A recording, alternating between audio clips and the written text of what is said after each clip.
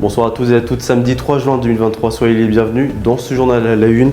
Les premiers résultats de Parcoursup sont tombés ce jeudi 1er juin 2023. L'occasion de se jeter un coup d'œil sur les résultats des différents vœux choisis par les étudiants. 917 000 étudiants ont été inscrits sur Parcoursup et pourtant ce ne fait pas le bonheur de tous les étudiants. On verra tout ça au début de ce journal. Une s'est suicidée à son domicile sur fond de harcèlement scolaire dans son établissement et sur les réseaux sociaux. L'avocat des proches de la collégienne a annoncé jeudi le dépôt de 4 plaintes pour non-assistance à personne en péril. La réforme des retraites continue de faire monter la pression. Les députés ont refusé en commission la proposition d'un retour à l'âge légal à 62 ans. Nous écouterons Rodrigue Bedin qui nous en dira un peu plus sur le sujet. Les experts de l'autorisation, Guillaume Pat s'est éteint le mercredi 1er juin à l'âge de 36 ans. On va revenir sur ce personnage atteint d'ostéogenèse imparfaite à la fin de ce journal.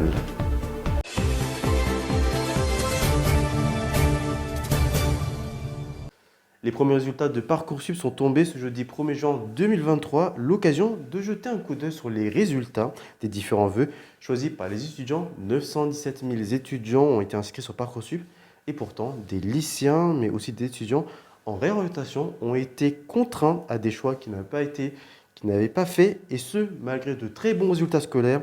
Explication dans ce reportage. Chaque année, des centaines de milliers d'étudiants doivent faire un choix pour leur futur cursus. Cette année, 917 000 lycéens, mais aussi des étudiants en réorientation doivent s'inscrire sur Parcoursup, une plateforme d'admission aux études supérieures qui propose un large choix d'écoles et d'orientation. Les premiers résultats aux différents vœux des étudiants sont tombés jeudi dans la journée. Pourtant, derrière cette plateforme se cache un réel problème. Depuis sa mise en service en 2018, la plateforme est une source de stress pour les étudiants. Chaque année, beaucoup de candidats sont déçus et frustrés par les résultats à des choix qu'ils n'avaient pas faits, alors que ces étudiants possèdent pour certains de bons dossiers scolaires.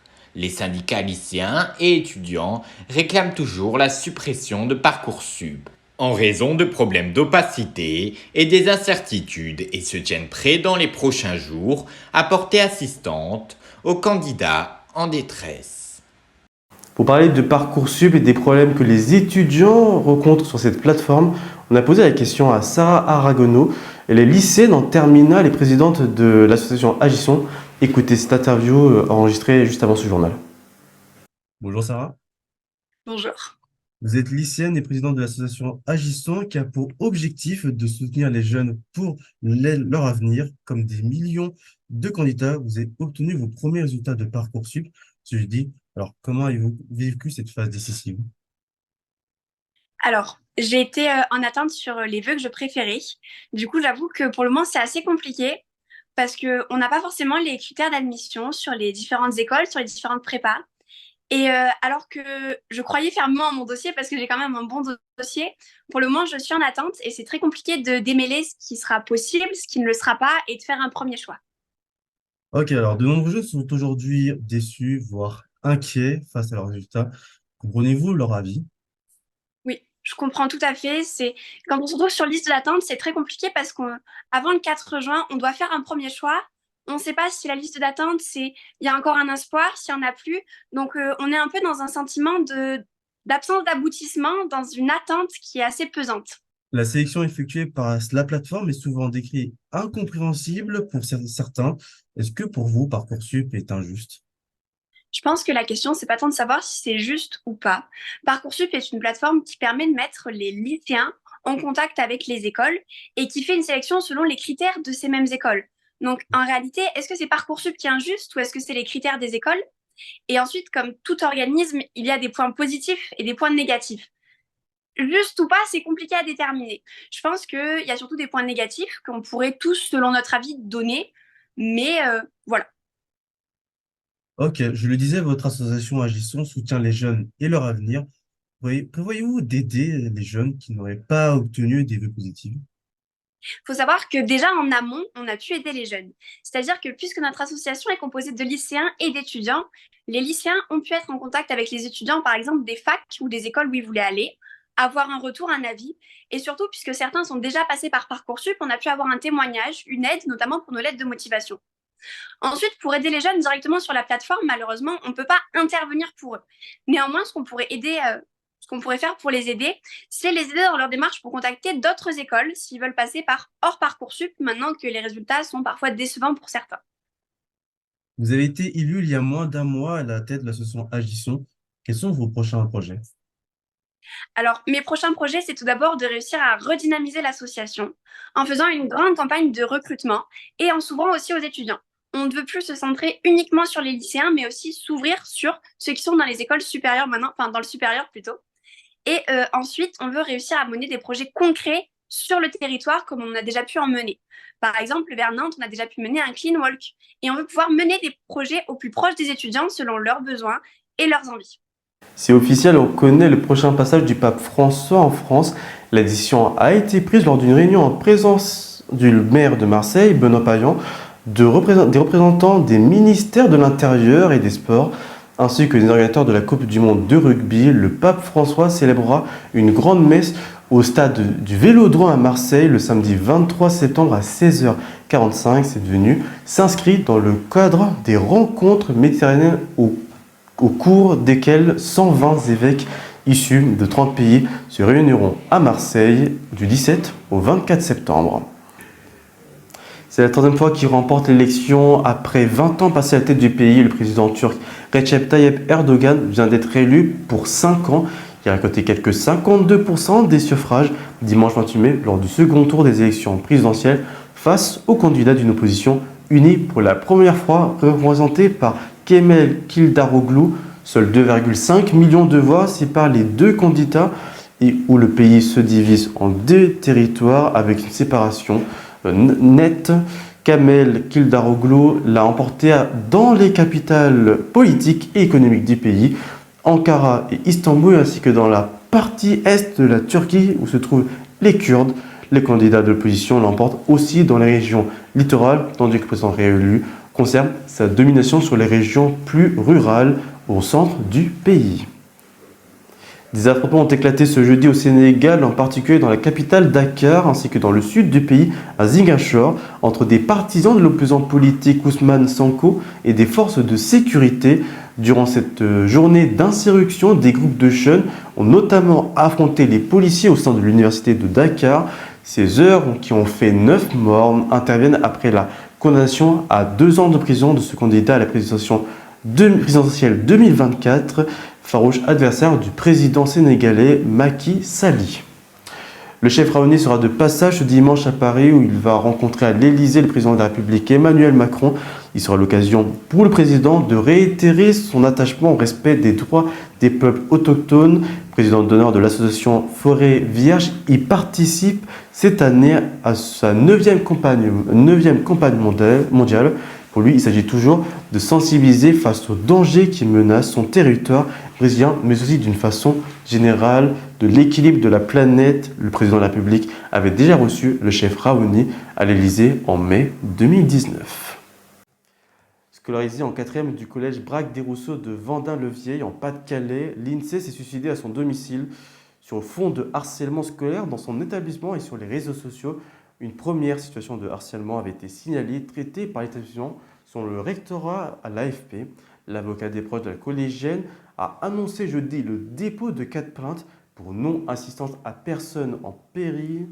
Bonjour Rodrigue Bedin, expliquez-nous cette affaire et le harcèlement scolaire en règle générale qui continue d'être présent à l'école. Bonjour Théo, bonjour à tous et à toutes. Elle s'appelait Lindsay, elle était scolarisée en classe de 4e et à seulement 13 ans, cette jeune fille a mis fin à ses jours le 12 mai dernier après avoir été victime pendant des mois de harcèlement scolaire au sein de son établissement, le collège Braque-des-Rousseaux à Vendin-le-Vieil dans le Pas-de-Calais.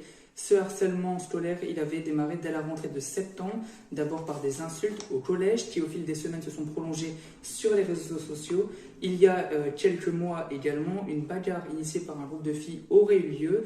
Un calvaire de plusieurs minutes qui avait été filmé et diffusé à l'époque sur les réseaux sociaux. Selon le ministère de l'Éducation, cette situation a été connue et traitée. Il y a eu une commission harcèlement et des sanctions ont été prononcées, des sanctions jugées adéquates par le ministère de l'Intérieur, c'est-à-dire quelques jours d'exclusion. L'événement suivant, il survient en février dernier. L'INSEE écrit une lettre d'adieu et la cache sous son matelas. À ce moment-là, sa grand-mère décide d'alerter à nouveau le ministère de l'Éducation ainsi que le président de la République. Aucune lettre ne recevra de retour de la part de ces institutions. Après le drame, les harceleuses de l'INSEE ont rapidement été identifiées car elles étaient connues donc, mais aussi parce que sur les réseaux sociaux, sur TikTok notamment, ces adolescentes se sont vantées, réjouies, félicitées de la mort de l'INSEE, menaçant même d'amener un chaos supplémentaire, une sorte de chaos, lors des moments de recueillement comme l'enterrement ou la marche blanche. Et c'est ce qui a été dit, a d'ailleurs été fait puisque ces jeunes filles se sont présentées à l'enterrement de l'INSEE, c'était le 22 mai dernier. Ce harcèlement scolaire aujourd'hui, il continue d'ailleurs en ce moment, depuis le drame, sur sa meilleure amie Maëlys, avec qui elle partageait tout. En fait, ce qu'il faut comprendre, c'est que ces deux adolescentes subissaient le harcèlement scolaire ensemble et que depuis le décès de l'INSEE, sa meilleure amie Maëlys subit la perte de son amie, avec là encore des messages qui font froid dans le dos, qui sont adressés à cette jeune fille. Un compte Instagram qui s'appelle par exemple « L'INSEE est enfin morte », avec des messages comme « L'INSEE est partie à tout jamais, toi sa pote tu n'es pas prête, tu vas la rejoindre ». Et encore là, je ne cite que les messages qui n'ont pas de vulgarité. Côté judiciaire, le parquet de Béthune s'est saisi de l'affaire et enquête afin de déterminer les circonstances du drame. Autrement dit, si l'INSEE s'est suicidé à cause du harcèlement scolaire ou si rien de tout ça n'est lié, affaire à suivre. Donc, côté politique, on va parler du ministre de l'Éducation, Pap Ndiaye. Le drame a eu lieu le 12 mai, l'enterrement le 22, la marche blanche le 24. Et c'est ce jour-là que le ministre a réagi, plutôt maladroitement, puisque voici son tweet. Le harcèlement à l'école est un fléau que nous devons combattre collectivement. En remettant aujourd'hui le prix non au harcèlement, je pense à l'INSEE, sa famille et ses amis. Autant dire qu'il profite de cette remise de prix pour rendre hommage à l'INSEE. Le ministre est ensuite intervenu à l'Assemblée nationale ce mardi lors des questions au gouvernement sur une question sur la santé mentale à l'école, puis ce jeudi sur un plateau télé où il a déploré un échec collectif. Pap Ndiaye qui a justement annoncé des mesures pour la santé mentale à l'école qui seront mises en place à la rentrée, comme par exemple une formation à la santé mentale pour les personnels de la vie scolaire et les CPE. Bonne nouvelle quand on sait que depuis le confinement, la santé mentale des jeunes s'est largement dégradée. Le ministre précise que cela n'est pas pour soigner, mais pour détecter les cas de fragilité et les difficultés chez les élèves. Autre mesure, ces mêmes personnes pourront aussi orienter les élèves vers le dispositif Mon Parcours Psy, qui selon l'État donne droit à 8 séances gratuites chez un psy. Si seulement c'était si simple, il faut d'abord que le médecin dirige vers un psychologue et puis ce dispositif ne concerne qu'une centaine de psys sur l'ensemble de la France. Et puis, dernière mesure annoncée par Pap Ndiaye, le numéro national de prévention du suicide, le 3114, qui sera inscrit dans tous les carnets de correspondance des collégiens et des lycéens. Pas sûr que ça diminue le harcèlement, mais si ça peut au moins aider à faire de la prévention et donner des ressources à nos jeunes. Et je vais donner moi aussi des numéros d'aide, dont déjà le 3114, ouvert 7 jours sur 7 et 24 heures sur 24, très important, SOS Suicide. Et puis les deux numéros que l'on donne le plus souvent possible, le 3020 pour le harcèlement scolaire et le 3018 pour le harcèlement en ligne. C'est le numéro vert NetÉcoute. Et d'ailleurs, NetÉcoute est aussi une application où il est possible de parler par message si l'on n'est pas à l'aise de parler au téléphone pour raconter nos problèmes. Et il y a plein de ressources dessus, donc surtout ne pas hésiter. Pour terminer, d'abord sachez qu'une nouvelle marche blanche en hommage à l'INSEE sera organisée le 18 juin à 10h à Vendin-le-Vieil pour rendre hommage une nouvelle fois à la jeune fille qui aurait eu 14 ans il y a quelques jours.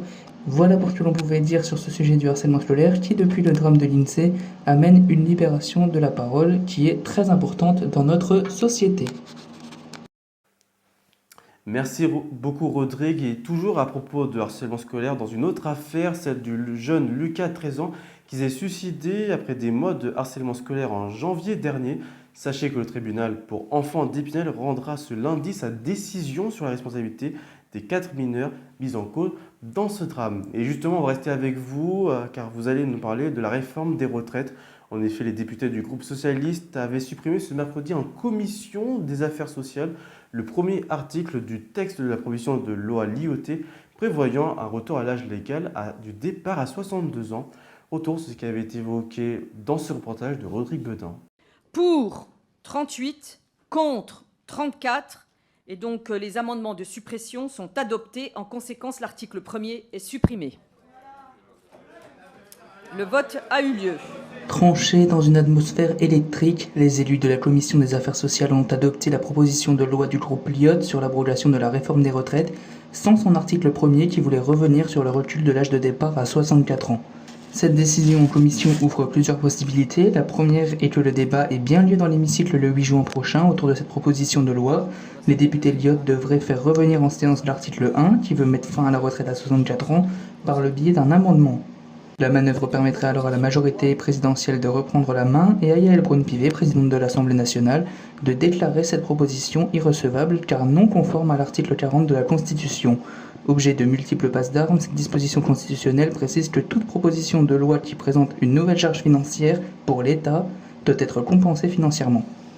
La proposition de loi des Lyotte crée de nouvelles taxes sur le tabac et renvoie à l'organisation d'une grande conférence de financement pour envisager de nouvelles pistes de financement, des caisses de retraite, mais pour la majorité présidentielle, ces recettes ne permettraient pas le retour à l'équilibre dès 2030. Le texte sur le tabac est cependant un grand classique des textes déposés par les oppositions comme par la majorité, comme encore récemment sur une proposition de loi Renaissance sur le bien vieillir. Les oppositions ne manquent d'ailleurs pas de le rappeler. Sur la légalité même. Pour ne pas perdre le vote, vous êtes en train de transformer la loi. Mais pour transformer la loi, vous utilisez quelque chose qui est inacceptable, Madame la Présidente, et je veux le redire vraiment ici avec solennité. Il n'est pas possible que vous vous preniez, vous, pour quelqu'un qui est au-dessus de la Constitution, au-dessus de ce qui est le droit fondamental des parlementaires, c'est-à-dire le droit d'amender, et vous ouvrez un précédent, déjà avec l'article 40 sur l'initiative parlementaire avec les propositions de loi, mais là, avec le refus d'examiner les sous-amendements, qui est inacceptable. Pour cette raison-là, notre rôle de parlementaire ne sert plus à grand-chose. Nous le constatons et donc nous partons. Jugé recevable par le bureau de l'Assemblée nationale fin avril, puis par le président de la commission des finances, Éric Coquerel, ce mardi, Yaël Braun-Pivet peut désormais reprendre la main en séance le 8 juin prochain et stopper les débats en dégainant cet article. Et alors que l'exécutif et la majorité utilisent tous les articles constitutionnels possibles pour empêcher le vote des députés sur ce texte, Charles de Courson, à l'initiative de cette proposition de loi, n'a pas manqué de rappeler lui aussi un article qui est, même si cela n'est pas toujours remarquable, également inscrit dans la Constitution. L'article 24. C'est un article méconnu, à tort, puisqu'il ne fait rien de moins que de définir le rôle du Parlement dans notre démocratie.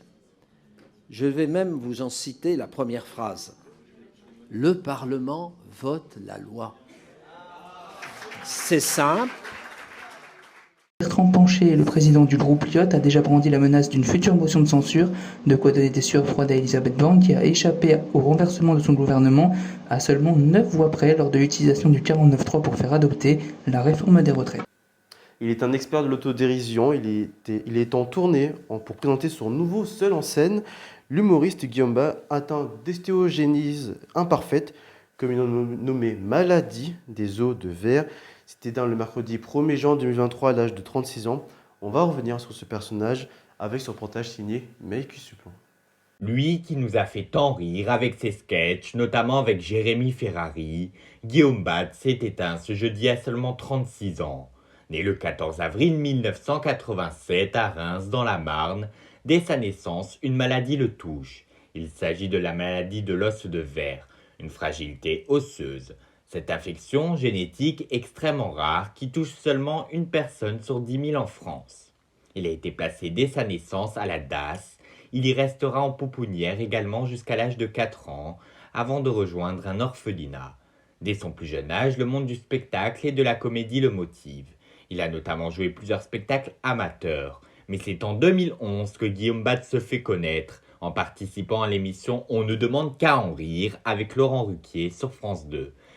Mais également dans l'émission de son ami de toujours, Jérémy Ferrari, qui participe en jouant plusieurs sketchs, une vie à 200 à l'heure, vu qu'il a également la chance de faire plusieurs premières parties de plusieurs autres humoristes. Avec sa gentillesse, son autodérision et son amour noir, en 2013, il crée son premier spectacle, Attention, la tête. Puis 4 ans plus tard, en 2017, il joue sa seconde tournée avec Hors cadre. Avant son décès, il jouait son tout dernier spectacle, coécrit avec Jérémy Ferrari, Inch'Allah, dit Dieu le veut, en français. Plusieurs dates étaient prévues partout en France, comme au Festival d'Avignon, Arras ou encore Strasbourg. Ce sont ses producteurs qui ont annoncé son décès dans la nuit de jeudi à vendredi avec ce communiqué. C'est avec la plus profonde tristesse que nous vous annonçons le décès ce jeudi 1er juin de Guillaume Batte, notre grand ami et frère de cœur et de scène. Nous n'avons pas les mots, mais un immense vide est déjà présent dans nos cœurs. Pour le moment, les causes du décès sont toujours inconnues, mais nous le savons déjà, un immense artiste au grand cœur vient de s'éteindre. Et c'est ce qui met fin à ce journal. Merci de l'avoir suivi. L'info continue sur aera-info.fr, c'est sur le compte Twitter @aera-info. Prochain rendez-vous, vous retrouvez dans 2 semaines l'excellent Steven Coe pour son tout dernier journal. Merci à toi pour toutes ces années au sein de ce journal et aux commandes de cette édition. Bonne chance à toi et bon vent pour tous les projets que tu vas pouvoir appliquer dans tes futures années. Et surtout, merci à toi pour cette place en tant que Joker. Quant à moi, je vous retrouverai, je l'espère, très prochainement sur Aera pour de nouvelles éditions. Passez une bonne soirée et portez-vous bien. Ciao.